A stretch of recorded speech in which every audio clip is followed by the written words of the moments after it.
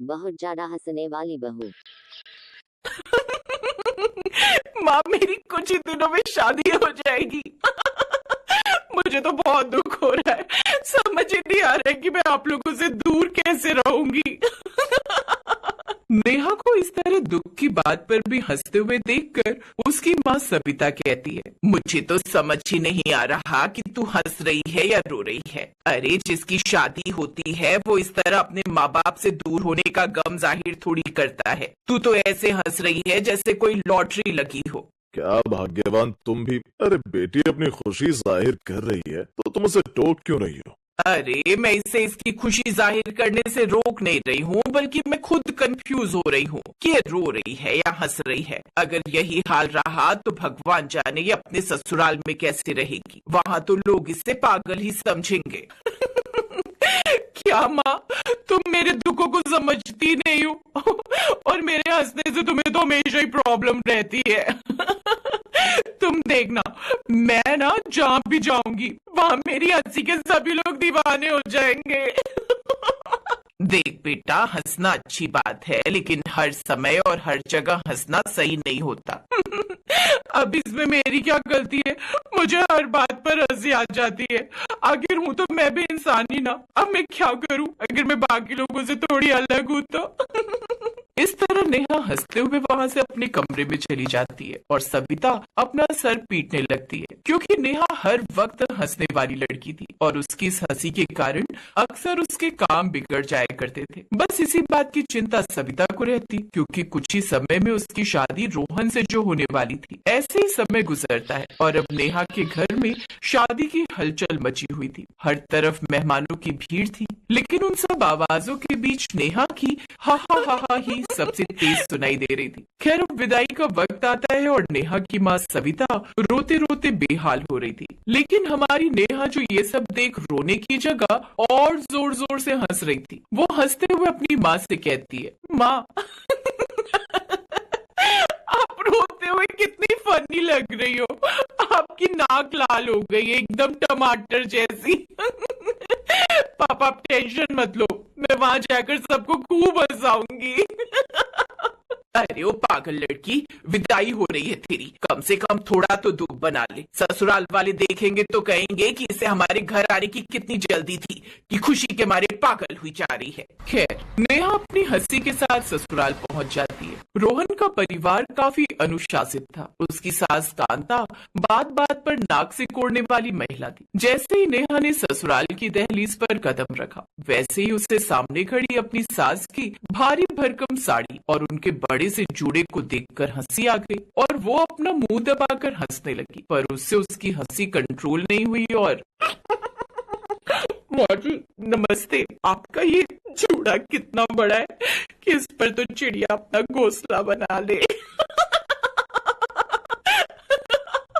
क्या रोहन, ये क्या बोल रही है तेरी बीवी? ये मेरी तारीफ कर रही है या मेरा मजाक उड़ा रही है? कांता की ऐसे गुस्से वाली बातें सुनकर रोहन अब बात को संभालता है। नहीं माँ, वो असल में नेहा बहुत खुश है ना, तो खुशी में इसके शब्द इधर उधर हो जाते हैं। आप बुरा मत मानिए। अब बात तो संभल गई और अगली सुबह पहली रसोई की रस्म शुरू होती है। कांता ने नेहा को किचन में बुलाया और कहा, बहू, आज तुम्हें सबके लिए सूजी का हलवा बनाना है, क्योंकि आज तुम्हारी पहली रसोई है। ध्यान रहे कोई गड़बड़ नहीं होनी चाहिए। सास की बातें सुनकर नेहा अपना सर हाँ में हिलाती है और अब जब नेहा जैसे ही वो डब्बा खोलना शुरू करती है तो उसे हर चीज में हंसी दिखने लगती है। वो चम्मच को देखती है तो उसे लगता है कि चम्मच का मुंह रोहन जैसा है और वो फिर से हंसने लगती है। तभी उसकी ननद पिंकी वहां आती है और उसको इस तरह देखकर पिंकी अपनी भाभी से सवाल करती है, भाभी क्या हुआ? आप अकेले अकेले क्यों हंस रही हो? कहीं हलवे में कुछ डाल तो नहीं दिया? पिंकी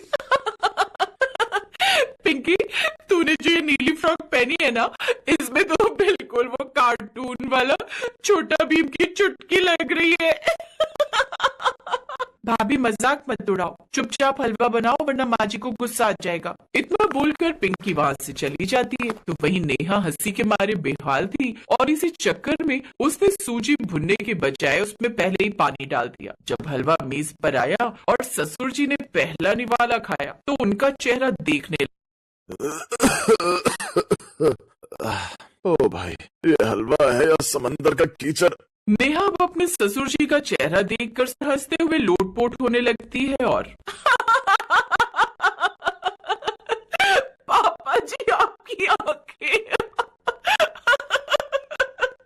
आपकी आंखें बाहर निकल आई, बिल्कुल वो उबले हुए अंडे जैसी लग रही है। बस बहुत हुआ नेहा, ये कोई तरीका नहीं है, बड़े बुजुर्गों का अपमान कर रही है तू। माँ शांत हो जाओ, नेहा तू अंदर जा, मैं देखता हूँ। इस तरह एक बार फिर से रोहन बात को संभालता है। ऐसे ही समय गुजर जाता है और घर में एक दिन रोहन के ताऊ जी आते हैं, जो बहुत ही गुस्सैल स्वभाव के थे। उनके चेहरे पर कभी मुस्कुराहट नहीं आती थी। कांता ने नेहा को कमरे में बुलाकर सख्त हिदायत दी। देख नेहा, ताऊ जी बहुत कड़क इंसान हैं। उनके सामने अगर तू हंसी तो वो मुझे कच्चा चबा जाएंगे। चुपचाप उनके पैर छूना और अंदर आ जाना, समझी? जी माँ जी, पूरी कोशिश करूंगी। नेहा ड्राइंग रूम में जाती है। ताऊ जी सोफे पर शान से बैठे थे और उनकी मूछें काफी लंबी और ऊपर की तरफ मुड़ी हुई थी। जैसे ही ताऊ जी ने बात करने के लिए मुंह खोला, उनकी मूछें ऊपर नीचे होने लगी। नेहा ने अपना मुंह कसकर बंद कर लिया, लेकिन वो मूछों का हिलना उससे बर्दाश्त नहीं हुआ। तो बहू कैसे हो तुम? हमारे घर के तौर तरीके सीख रही हो ना? नेहा ने खुद को काबू में करने की बहुत कोशिश की, लेकिन वो खुद की हंसी पर कंट्रोल नहीं कर पाई। हालांकि उसने खुद के मुंह पर हाथ रखकर खुद का मुंह दबाया हुआ था, लेकिन तभी उसके मुंह से हंसने की आवाज निकल जाती है। ताऊ जी आपकी मूछें